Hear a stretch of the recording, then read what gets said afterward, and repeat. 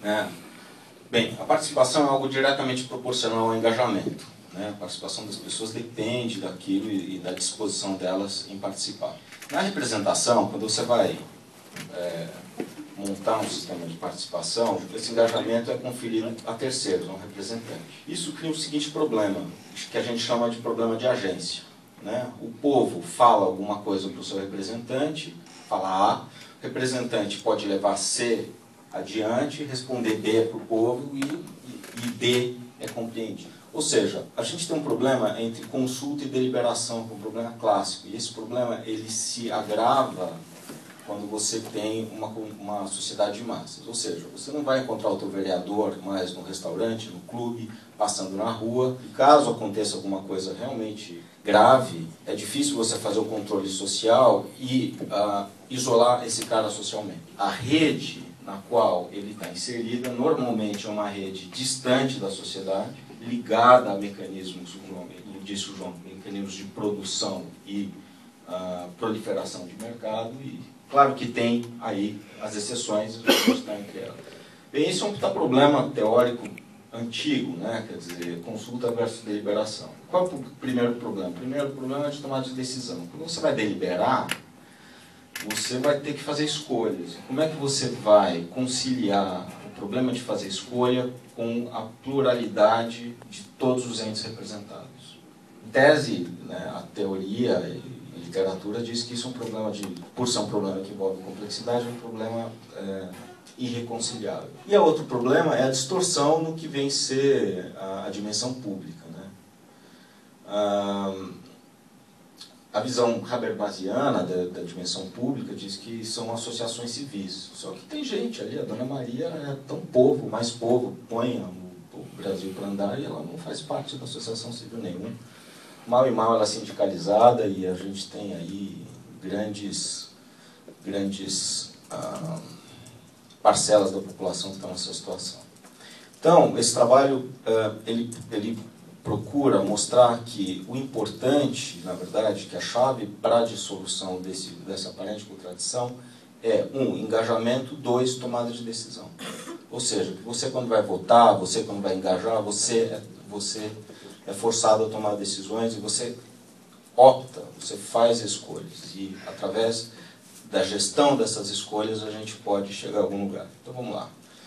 Então, eu vou apresentar um modelinho. Tá? Na verdade, isso aqui é uma apresentação super rápida, isso aqui de um experimento que foi feito na Zona Sul de São Paulo, no Jardim Ângela, no Capão Redondo, junto com o CEDEP, o Centro de Direitos Humanos e Educação Popular do Campo Limpo, e a Organização Santos Mártires, que é o Padre Jaime, é um cara que atuou lá na Zona Sul, sempre pela valorização dos direitos humanos. Então, eles deram uma força na aplicação desse modelo. O que é o modelo?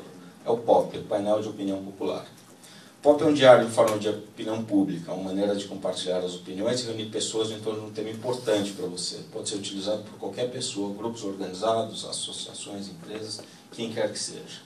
Então, como é que funciona isso? Você teve uma ideia boa para você ou para a sua comunidade? Você tem uma proposta que você gostaria de compartilhar? Verifique no painel popular se já existe essa proposta. Aí você tem uma série de possíveis, olha, falta iluminação, precisamos de um sacolão, etc, etc. Não achou nada? Propõe, faz uma nova proposta. Tá? É só propor, é grátis e não custa nada. Você achou uma proposta mais importante que as demais? Apoia. Então essa proposta eu apoio. A ideia é que você pode fazer apoios diários, ou seja, você vai ter um painel e diariamente você vai poder apoiar. Tá? Só que você não pode apoiar indiscriminadamente. Você tem alguns apoios que você pode fazer. Eu tenho 5 votos de apoio, eu tenho que escolher 5 entre as minhas N propostas. E aí o que acontece? Votando, a comunidade vai votando, as opiniões vão ficando mais fortes e algumas opiniões vão se destacando dentro das outras, dependendo das circunstâncias que isso ocorrer. Então você pode mostrar depois os extratos aos amigos, à comunidade, ao governo, rádio, televisão, né? Para propor, a gente montou esse boletim verde, você pega esse boletim verde, preenche e põe numa urna. Sua proposta é registrada no jornalzinho que você está fazendo. Então, está lá. Então você propõe, isso daqui vai para um jornalzinho, esse jornalzinho é colocado num local de bastante visibilidade, feito uma lotérica, por exemplo, onde você tem um jornalzinho ali com os jogos que saíram. Aí, você quer apoiar uma proposta, você escolhe lá a sua proposta ali na lotérica, pega o códigozinho dela e usa um boleto de endosso, um boletinho amarelo. A gente fez esse boleto com forma de lotérica, porque a ideia é mostrar que, e efetivamente, a gente pode fazer isso, contabilizar isso via lotéricas. Meu sonho é que um dia toda lotérica tivesse um negócio desse e os bairros pudessem se organizar. A gente vai chegar adiante para isso. E aí, depois você coloca a urna e manifesta o apoio da proposta de sua preferência. Cada apoio vira um voto que vai fortalecendo a proposta escolhida. Então, vocês estão vendo que a ideia é isso aqui, é um multi-abaixo-assinado constante. Então, o que aconteceu? Eu fui fazer isso daí lá no Jardim Ângela, eu recebi beijo das senhoras. Falaram, nossa, eu já fiz tantos abaixo-assinados, os abaixo-assinados vai tudo embora. Então, aqui é o seguinte, você pediu uma coisa, não veio, você pede de novo, não veio, você pede de novo, não veio, você pede de novo. Ah, é outra coisa mais importante? Você pede outra coisa. Lá pelas tantas, você vai ver e falar, olha, foi pedido 250 mil vezes por 330 mil pessoas. Aí, alguma coisa as pessoas vão ter que fazer sobre isso. Tá? Então, como é que funciona? Examina os votos existentes, selecione os votos do seu interesse, escolha dentro dos votos selecionados aquele que você deseja apoiar, apoie os votos escolhidos e se organize a sua documentação. No futuro, cada um vai poder organizar sua própria militância, direita, esquerda, gay, nazista, do jeito que quiser, isso é uma maneira. Os nazistas não vão fazer isso, porque eles são naturalmente, gostam de uma hierarquia, isso daqui é difuso, anárquico, outra coisa. Né? Não gostou de nada disso, você faz um voto nulo. Então, isso vai gerando uma... Depois que a gente monta o algoritmo disso, isso é um negócio que funciona sozinho. E funciona mesmo. Né? Ele é uma coisa emergente e vai respondendo. Como a gente não tem algoritmo, vocês estão falando com o algoritmo, que sou eu que fiz a sistematização dos votos, que eu vou mostrar adiante. Então, qual é o experimento? Né? Lá na GV, a gente, com o apoio lá do Centro de Administração Pública do Governo da GV, do Peter Spink, a gente entrou em contato com o CEDEP, que é o Centro de Direitos Humanos e Educação Popular do Campo Limpo. Lá eu tive apoio da Silvia Pupim, do Kleber Lopes e de uma série de outros companheiros. Né? Junto com a Organização Santos Mártires, a gente construiu essa rede lá embaixo. Então, a gente montou essa rede, foram 8 pontos nos quais a gente foi chegando e derivando inicialmente, um lugar, outro lugar, aí, olha, tem um cara que pode se interessar e tal. Como é que a gente monta esse ponto de coleta de dados? E aí a gente foi construindo esse experimento. Então, isso daqui é lá na Organização Santos Mártires, né? Então é um corredor ali na paróquia. Isso daqui é a urna, né? Você tem os votinhos verdes aqui, os azuis que são de propostas, e os amarelos que são da moçada apoiando. Isso daqui é lá no fundo, né? Onde fica a apresentação. Aqui é lá no CEDEP, né? Que faz formação de líderes comunitários, justiça restaurativa e tal, mas é fechado, não é aberto para o público. Né? Isso daqui é no centro ocupacional do Parque Santo Dias, foi maravilhoso a interação dessas pessoas. Né? Aqui é um lugar realmente popular, aqui é na administração. Eu tenho que agradecer ao Clodoaldo Barnabé aí pela força que ele me deu, um grande entusiasta desse trabalho. Isso daqui foi numa escola Irmã Dulce, na Luiz Tenório de Brito, e o resultado foi o seguinte: de janeiro a outubro, a gente conseguiu montar 26 edições do POP. Ou seja, a gente foi lá, fez uma primeira consulta pública, coletava as informações, transcrevia, colocava de novo na parede, as pessoas votavam e assim sucessivamente. Fui 26 vezes, uma vez a cada 15 dias. A gente conseguiu coletar 800 propostas e quase 8 mil votos, sozinho. Um cara. Funciona com uma barbaridade. Está em 8 pontos consultados. Isso daqui, por que eu vou começar a entrar nos gráficos? É importante, porque isso daqui dá validade estatística e matemática. Se você vê, esses daqui são os pontos de votação e como é que eles se comportaram. Eles são totalmente randômicos.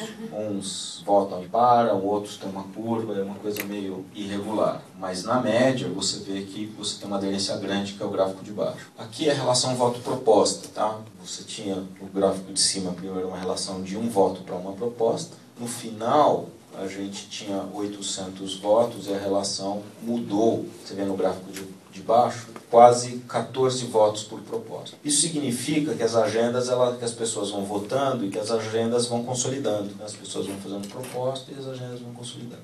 Quando é que isso muda? Quando entra um novo grupo, quando tem divergência, e lá pelas tantas, isso daí muda. Se vocês derem uma olhada, isso daqui tá, vocês colocarem painel popular.org.br, vocês vão cair no site da GV, onde tem os 26 jornaizinhos. É super legal você entrar e dar uma olhada aqui que a população está pedindo. Foi utilizado na votação do orçamento ali da unidade e as pessoas se engajavam em torno de propostas. Outra coisa interessante, você pode compor várias propostas e montar um indicador.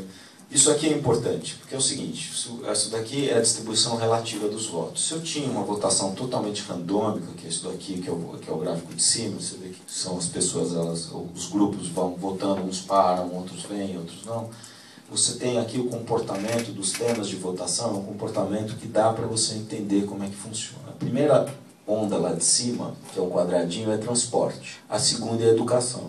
Então, do POP 1 ao POP 25, você vê que os dois decresceram em interesse da população de uma maneira quase equivalente. A terceira linha, que é verde, é segurança. E você vai ver também que houve um decréscimo equivalente também do interesse de segurança dessa população durante esse período.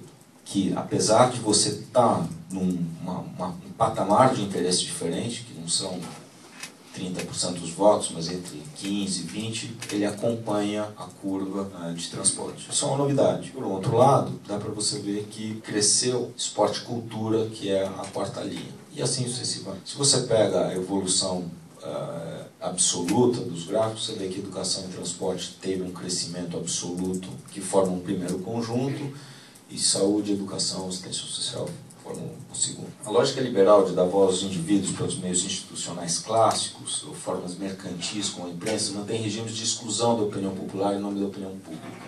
Né? Ou seja, não é todo mundo que tem acesso aos meios de representação ou acesso à imprensa, que deveria ser público. E esses meios não são nada mais do que opinião expressa e institucionalizada de quem tem poder, portanto. Ou seja, se manifesta quem pode. A superação dessa condição só é possível pela distensão das contradições entre participação e liberação e pela abertura de novos canais de expressão.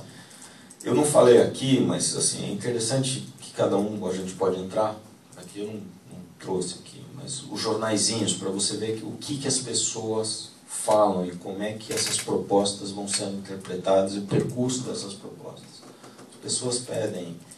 As pessoas tanto pedem melhorias de saneamento em determinada época do mês e depois muda isso, o grau de interesse, como se a gente substituir a representação clássica por um canal de comunicação onde é possível o registro das manifestações pessoais anônimas, todas essas propostas são anônimas, a leitura constante atual da manifestação majoritária, a gente cria um mecanismo de reconhecimento desse contingente social para além dos oferecidos pelos mecanismos tradicionais de representação.